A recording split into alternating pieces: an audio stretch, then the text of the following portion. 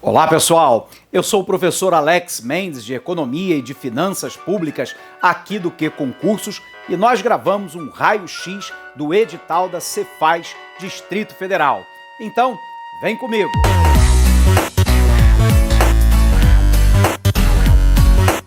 Nós trouxemos aqui um raio-x do edital para você na nossa disciplina, para a gente poder ver quais os assuntos que caem com mais intensidade na nossa banca Sebrasp e irmos preparados aí para o dia da nossa avaliação. Então, primeiro, vamos fazer uma revisão aqui a respeito do conteúdo do edital. E apenas lembrando para você que nós aqui do Que Concursos temos um curso completo, tanto de macroeconomia, microeconomia, introdução à economia e finanças públicas para todos os assinantes.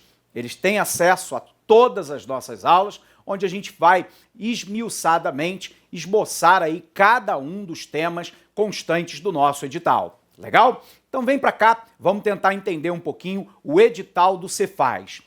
Pessoal, primeiro ele dá um tópico lá de introdução à economia. E o que nós fizemos, né, ao longo das últimas semanas?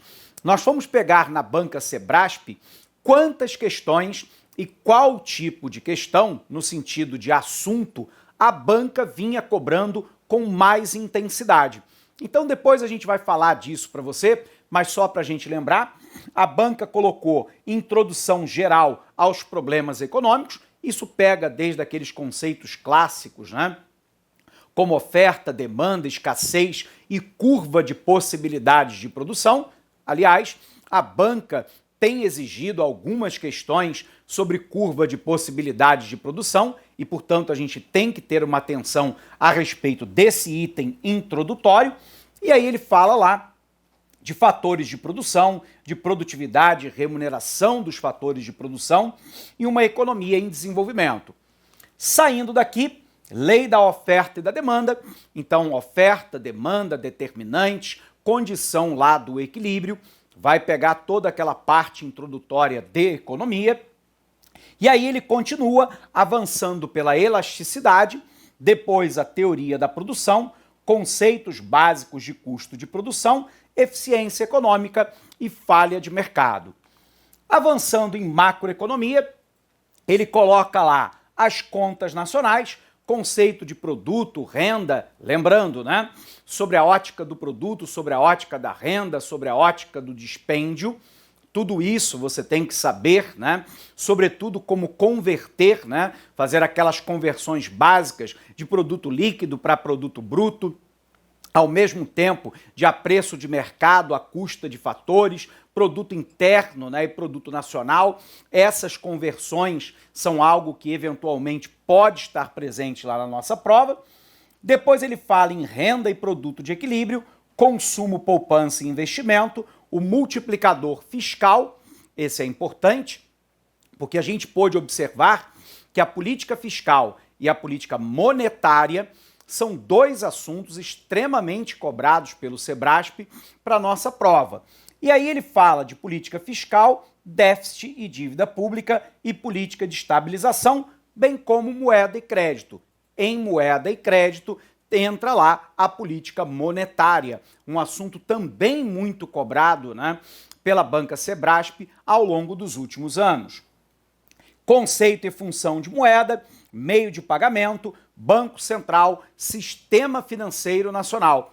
Nós temos aqui no Que Concursos um curso completo que envolve também o Sistema Financeiro Nacional em cada um dos seus agentes, sobretudo no subsistema normativo, que inclui lá Conselho Monetário Nacional, Banco Central, Conselho Nacional de Seguros Privados, de Previdência Complementar. Tudo isso está explicadinho, passo a passo, nas nossas aulas. A gente vai poder observar que ele inclui balanço de pagamentos, e aí inclui, né, a questão cambial e o saldo do balanço de pagamentos, e depois entra em finanças públicas. Finanças públicas, né, ele cobra muito aquela questão da definição dos resultados do setor público, o que inclui o resultado nominal, o resultado operacional, o resultado primário, ao mesmo tempo o conceito de déficit e dívida pública, funções do governo, né? Alocativa, distributiva, reguladora, né? E por aí vai. São todos esses assuntos que podem eventualmente estar na nossa prova, porque são cobrados ao longo dos últimos anos pela banca Sebrasp. Financiamento de gasto público, tributação e equidade é um outro assunto, né? Muito cobrado. Funções do governo, política alocativa, distributiva, de estabilização, reguladora, instrumentos e recursos da economia pública e tributação. A partir daqui, existe uma parte do conteúdo de finanças públicas que, na verdade, não é exatamente finanças públicas. Ele está dentro de uma outra disciplina, que é a AFO, a Administração Financeira Orçamentária. Nós aqui do Que Concursos temos o professor Sérgio Barata, que é especialista nessa área de AFO, e ele também tem um curso completo de teoria e exercícios para você poder pegar todo esse conteúdo e ir para a prova bem preparado. Então ele fala lá de receita orçamentária, classificação, despesa orçamentária e a sua classificação, que o professor Sérgio Barata aborda durante o curso dele. Orçamento público, conceito, ciclo orçamentário, crédito adicional, conceito para abertura de fonte de recursos, incorporação do orçamento, tá tudo por lá. E aí vem o conceito de déficit público, financiamento e sustentabilidade da política fiscal. Esse você vai encontrar no meu curso aqui de Finanças Públicas no Que Concursos.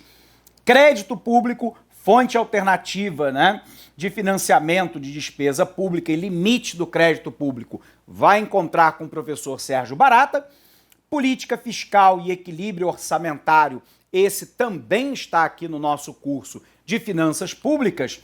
E aí vem tópicos de responsabilidade fiscal, transferência voluntária, conceito e requisito, né, e destinação de recursos para o setor público, que, como nós falamos, tem muito mais a ver com a administração financeira orçamentária do que finanças públicas propriamente dito. E aí, requisitos e vedações, ordenador da despesa, conceito primário e delegação de competência. Bom, o que nós temos então? Para nossa prova do Cefaz, serão 10 questões de economia e de finanças públicas, e ela é classificatória e eliminatória. A nossa banca é a Sebrasp, lembrando que o nosso edital traz o modelo certo e errado. Bom, o que nós fizemos então? Um raio-x. Nós pegamos todas as últimas provas do Sebrasp para poder entender, né, o que a banca vem mais cobrando em termos de conteúdo, para que você possa ter foco na hora do seu estudo. Professor, significa dizer que outros temas não serão cobrados?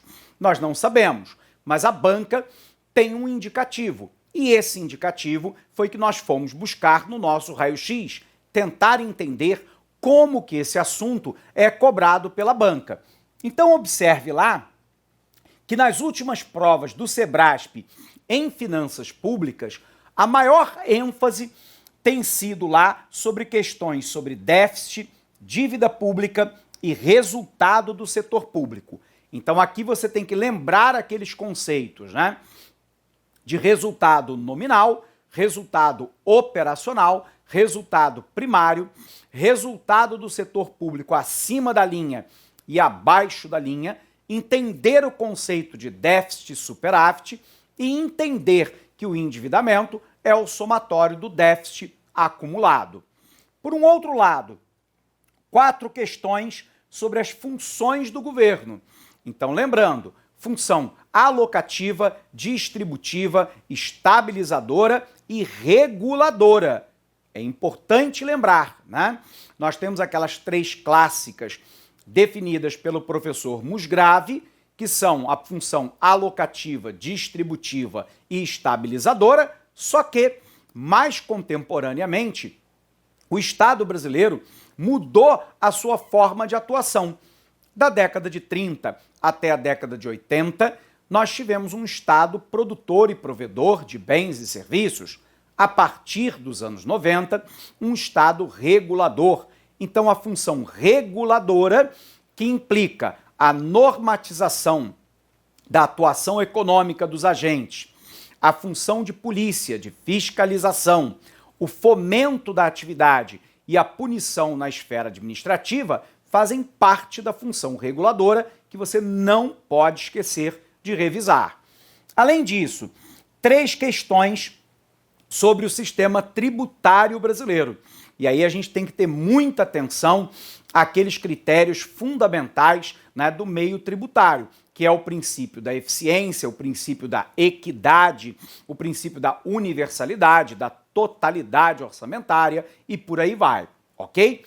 Continuando aqui, em macroeconomia, a maior ênfase foi em política fiscal e monetária. Então tem que revisar o conceito lá de política fiscal expansionista, também chamado de expansiva, ou contracionista, também chamada de restritiva.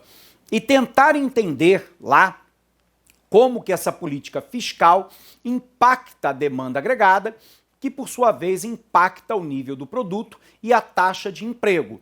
Portanto, fazer essas conexões são importantes.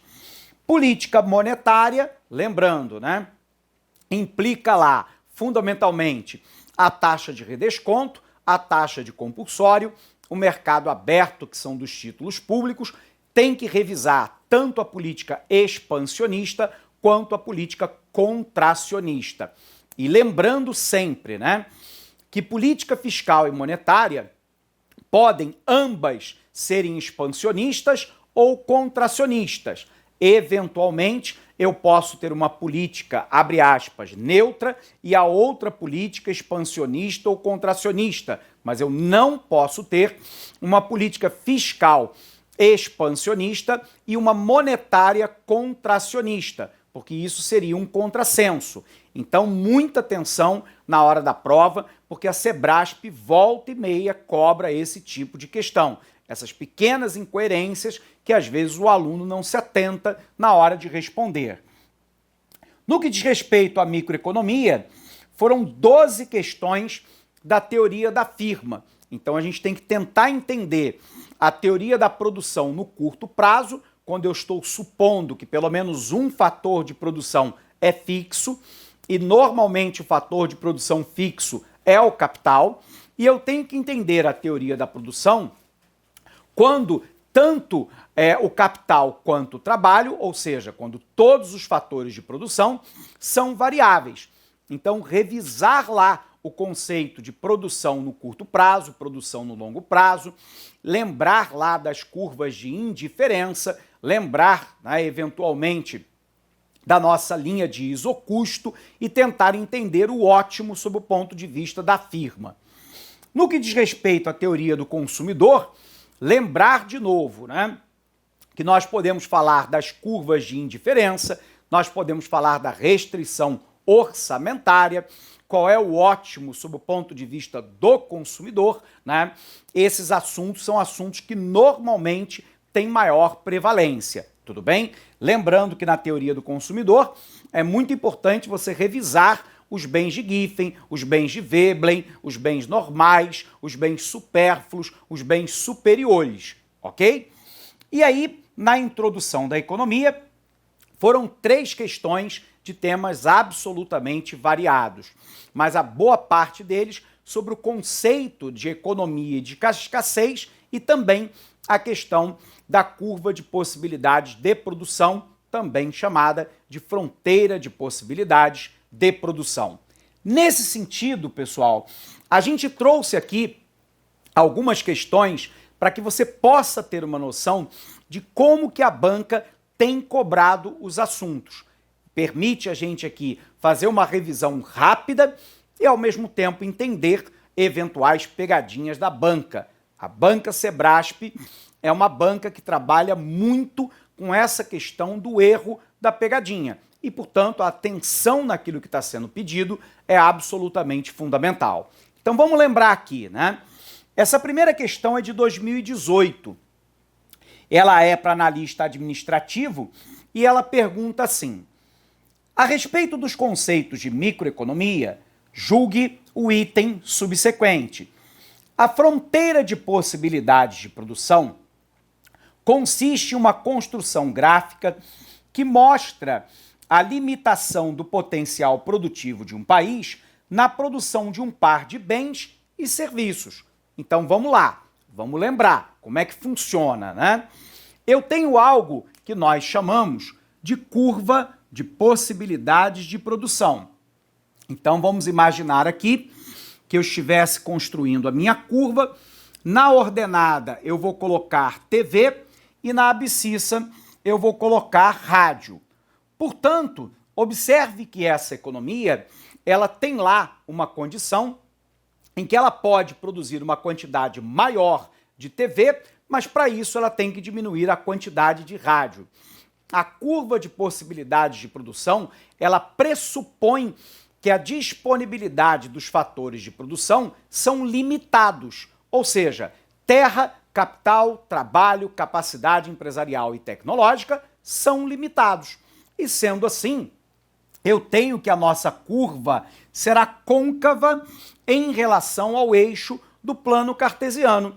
Então observe que a firma ela pode decidir, por exemplo, produzir, supondo no ponto A. Imagine que no ponto A ela produza 14 TVs e nesse caso ela produziria 7 rádios. Se ela quiser ampliar a quantidade produzida de rádios, eu terei que diminuir a quantidade de TV.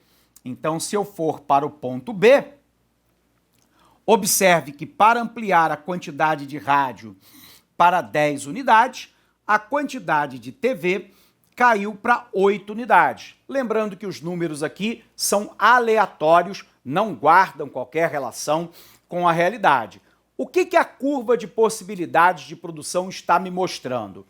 Que todas as vezes que eu quero ampliar a quantidade de rádio, eu preciso diminuir a quantidade produzida de TV. Por que é que isso ocorre?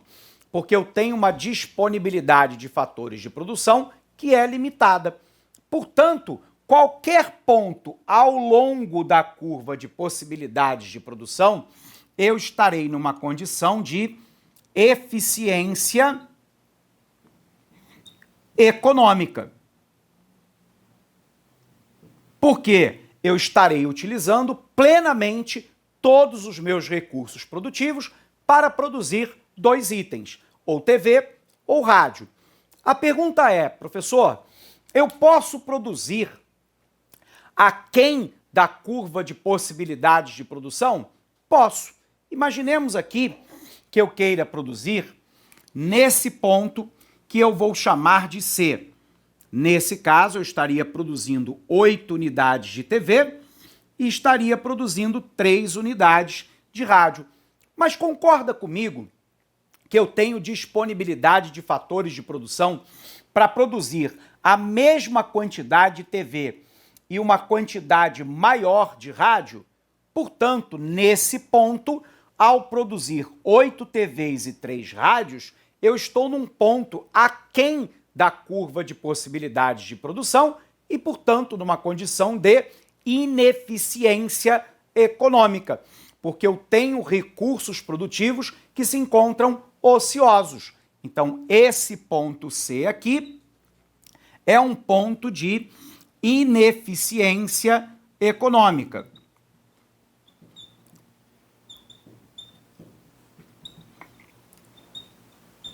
Bom, mas aí o aluno é levado a pensar o seguinte: ok, professor, eu consegui compreender, mas é possível, né, eu produzir num ponto D, vamos imaginar o nosso ponto D como sendo esse aqui, esse ponto é possível com a disponibilidade de fatores que eu tenho? Não. Por quê?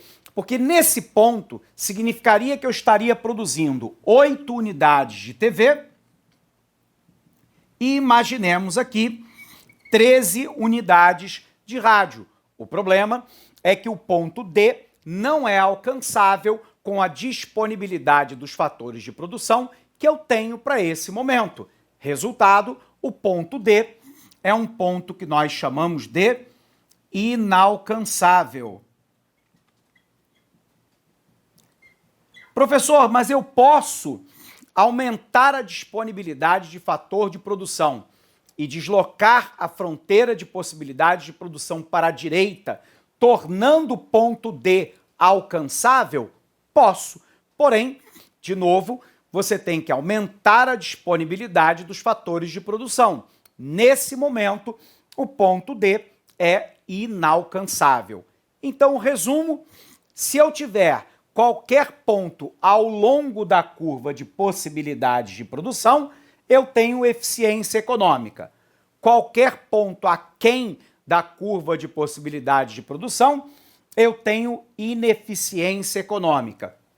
Qualquer ponto além da curva de possibilidades de produção é inalcançável. Bacana? Então vamos apagar para a gente responder essa questão, que é uma questão muito tranquila. Vem para cá. Apagando aqui, para a gente conseguir visualizar.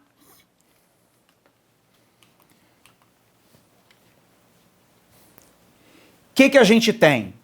A pergunta da questão era a seguinte: a respeito dos conceitos de microeconomia, julgue o item subsequente.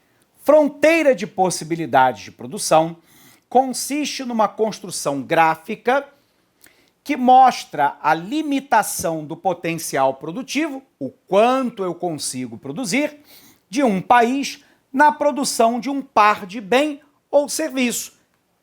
No nosso exemplo, TV ou rádio. A alternativa claramente correta, né? Ela está certa. A curva de possibilidades de produção me diz a quantidade máxima que eu posso produzir de um par de bens, considerando a disponibilidade dos fatores de produção. Ok? Bacana, né? Então vamos lá para a nossa próxima questão. A próxima questão, ela diz assim para a gente. Ela foi utilizada lá para a prova de analista de gestão de resíduos, né? E ela pergunta assim, 2019 essa prova.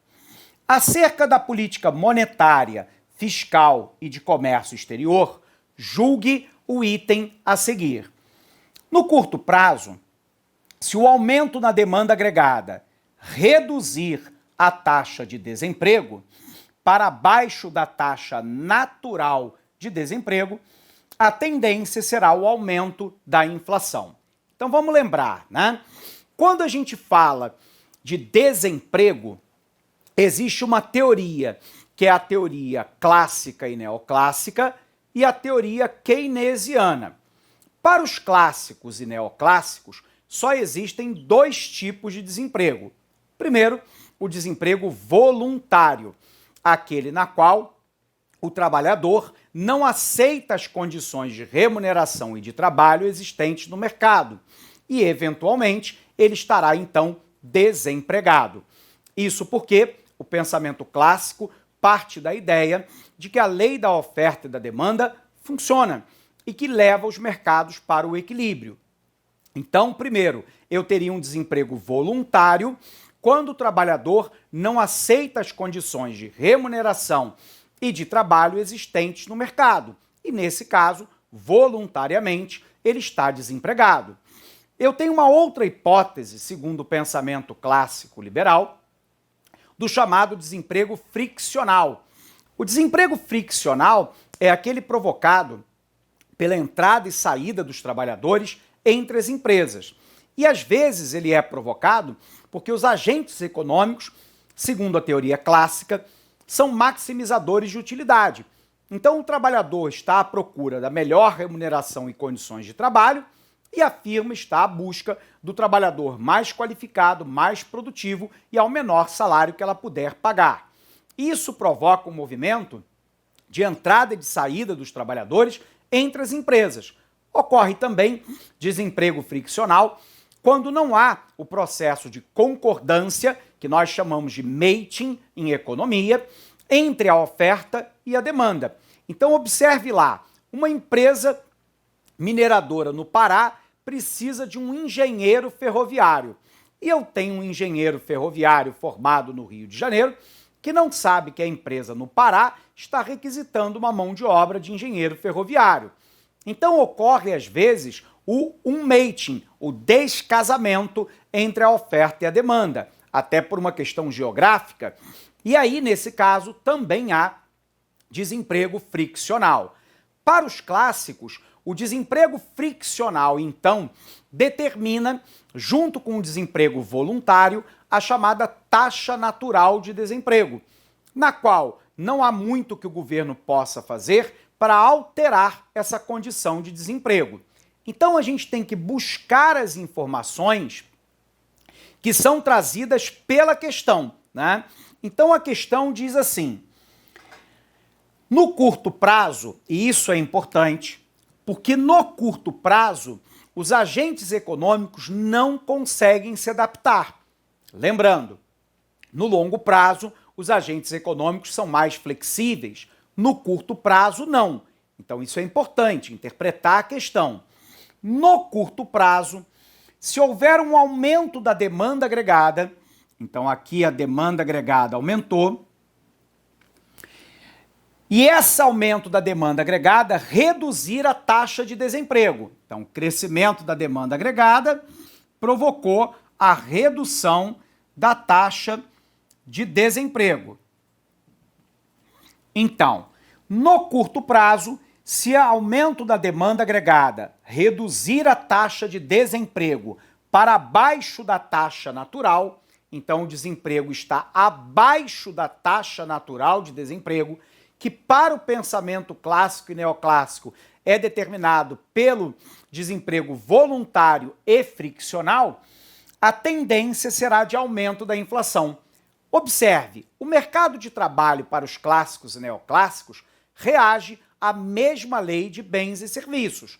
Portanto, se eu tenho uma taxa de desemprego muito baixa, a oferta de emprego é menor, a oferta de trabalho é menor do que a demanda por trabalho, porque o desemprego está em queda. Se o desemprego está em queda, a quantidade de trabalhadores que ofertam a sua força de trabalho, eventualmente no curto prazo, será menor do que a demanda por trabalho.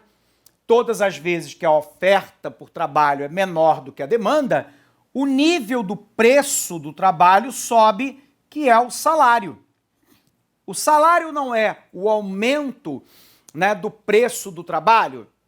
Então, se a oferta de trabalhadores, porque a taxa de desemprego caiu, é menor do que a demanda por trabalhadores, automaticamente o preço do trabalho, que é o salário, aumentará. Se o salário aumentar, aumentam os custos de produção da firma.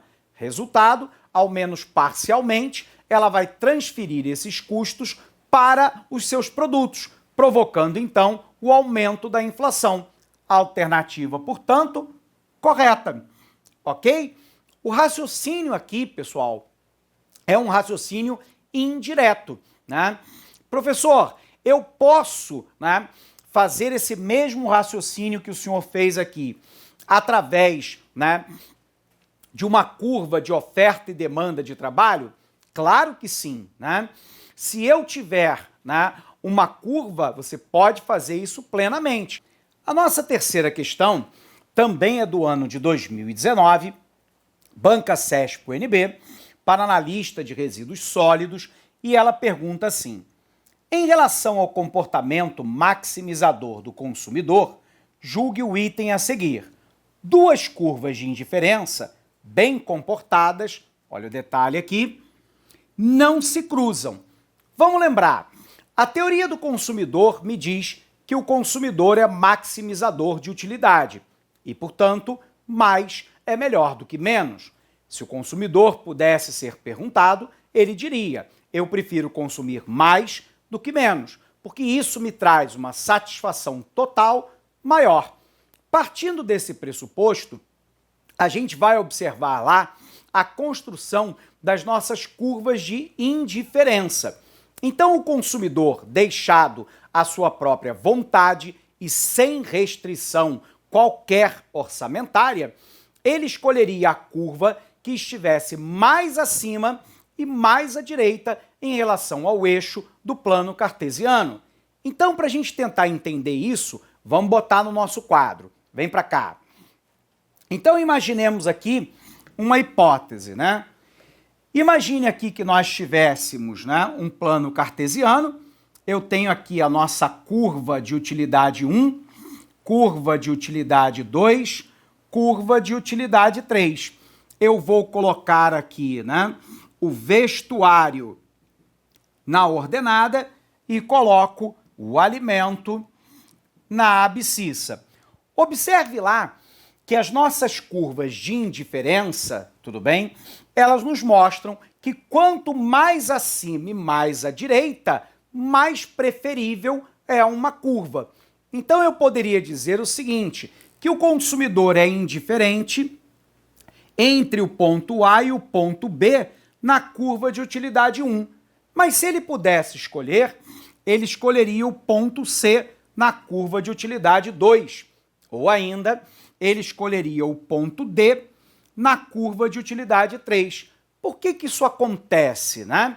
Porque o consumidor tem para si aquela ideia de que mais é melhor do que menos. E, portanto, se eu puder, eu vou escolher a cesta de mercado que estiver mais acima e mais à direita em relação ao eixo do plano cartesiano, porque ela conterá mais de ambos os bens ou de um dos bens. Então, traduzindo isso, eu posso dizer que o consumidor prefere a curva de utilidade 3 à curva de utilidade 2. Prefere a curva de utilidade 2 à curva de utilidade 1, logo, como a preferência é transitiva, ele prefere a curva de utilidade 3 à curva de utilidade 1. Ok, então se a preferência é uma preferência monotônica, mais é melhor do que menos. Se ela é completa e o consumidor sabe ordenar a cesta que lhe traz mais utilidade. E se ela é transitiva, eu tenho que a curva de utilidade 3 é preferível à curva de utilidade 2. Bom, por que duas curvas de indiferença não podem se cruzar? Porque isso significaria dizer que o consumidor preferiria uma cesta de bens que estivesse mais abaixo e à esquerda, em comparação com uma que estivesse mais acima e mais à direita. Só que nós acabamos, né, de revisar que o consumidor sofre de monotonicidade. A preferência do consumidor é monotônica e, portanto, mais é melhor do que menos. Segundo, a preferência do consumidor é completa. Ele é plenamente capaz de, olhando as cestas de utilidade e as curvas de indiferença, determinar qual aquela que lhe atrai mais, qual a que lhe dá maior nível de satisfação, de utilidade. E por mais, nós temos lá que a preferência do consumidor é transitiva, então ele vai preferir utilidade 3, a curva de utilidade 2, a 2 a 1, logo ele prefere a 3 a 1. Resultado, curva de indiferença bem comportada não pode se cruzar, porque ela fere o princípio inicial, que é o princípio da monotonicidade na escolha do consumidor. Bacana? Então vamos voltar na questão. Voltando aqui na questão para a gente visualizar, a questão 3 nos diz assim: duas curvas de indiferença bem comportadas não se cruzam. Alternativa claramente correta. Duas curvas de indiferença bem comportadas não se cruzam porque a preferência do consumidor é monotônica. Legal? Portanto, mais é melhor do que menos. Próxima questão. Nós trouxemos aqui uma questão, pessoal, de finanças públicas, para a gente revisar um conteúdo que é muito cobrado em prova. Então ela diz assim: com relação à atuação do governo na economia, particularmente o endividamento público, julgue o item que se segue. O resultado primário contém os juros nominais apropriados por competência incidentes sobre a dívida pública. Vamos revisar aquele conteúdo de resultado do setor público. Então vem para cá. Nós temos algo que nós chamamos de resultado do setor público. Esse resultado, ele pode ser nominal, operacional ou ainda primário. Resultado primário, resultado operacional, resultado nominal. Então, vamos lembrar. O que é o resultado nominal? É a diferença entre todas as receitas e despesas, inclusas aqui aquelas de caráter financeiro, como juros e principal da dívida e comissões, e não financeira, como, por exemplo, o gasto primário, que é aquele gasto que faz o pagamento da saúde pública, da educação pública, da segurança, do funcionalismo, do investimento. Então aqui eu tenho que resultado nominal é igual à diferença entre todas as receitas e todas as despesas, inclusas em receita e despesa, aquelas de caráter financeiro, como juros, principal e comissões, e também não financeiro. Qual é o problema, né? O problema é que ao longo da década de 80, o Brasil viveu um quadro beirando a hiperinflação. E nessa situação, o resultado nominal era distorcido pela variação do nível de preços. O Brasil, então, negociou com o Fundo Monetário Internacional a criação de um conceito de resultado operacional. O resultado operacional ele é igual ao resultado nominal menos variação da inflação menos variação cambial, já que boa parte da dívida brasileira era em moeda externa. Então, muitos professores, às vezes, esquecem de dizer isso para você. Não é simplesmente resultado nominal menos variação da inflação. É resultado nominal também menos variação cambial. Esse conceito foi praticamente abandonado a partir do momento em que o Brasil estabilizou macroeconomicamente o nível de preços a partir do Plano Real. Então eu tenho uma outra situação que é o resultado primário. O resultado primário ele é igual ao resultado operacional menos J. Quem é J? É o pagamento de juros da dívida pública. Na verdade, o correto seria aqui resultado operacional menos todas as receitas e despesas de caráter financeiro. Mas como o Brasil tem uma despesa financeira que é maior do que a receita financeira, a gente simplesmente coloca J líquido, ou seja, juros líquidos, o quanto a gente está pagando de juros do serviço da dívida. Legal? Então, se a gente revisou o conteúdo aqui de resultado do setor público, e isso é muito cobrado pela banca Sebrasp, vamos voltar lá na nossa questão. Voltando aqui, o que a gente tem? A gente tem o seguinte: com relação à atuação do governo na economia, particularmente no endividamento público, julgue o item que se segue. O resultado primário contém os juros nominais apropriados por competência incidentes sobre a dívida pública. Alternativa incorreta. Alternativa errada. A gente acabou de aprender que os juros nominais, despesa financeira, entra no resultado operacional, mas não no resultado primário. Resultado primário é igual a resultado operacional menos receita e despesa financeira. Como a despesa é maior do que a receita, é menos J, menos juros da dívida. Eles não são apropriados e, portanto, essa alternativa está claramente incorreta. Legal?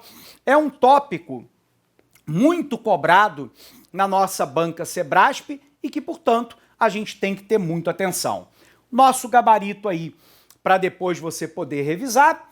E aí nós encerramos, né, essa nossa análise, esse nosso raio-x do edital por aqui.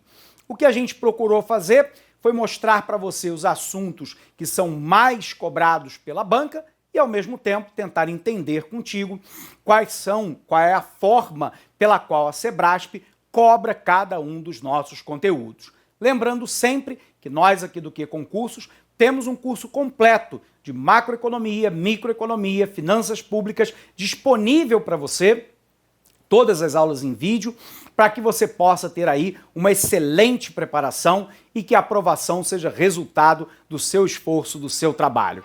Um abraço imenso para você, me despeço por aqui, bons estudos e com certeza o Que Concurso estará com você até a aprovação. Até lá!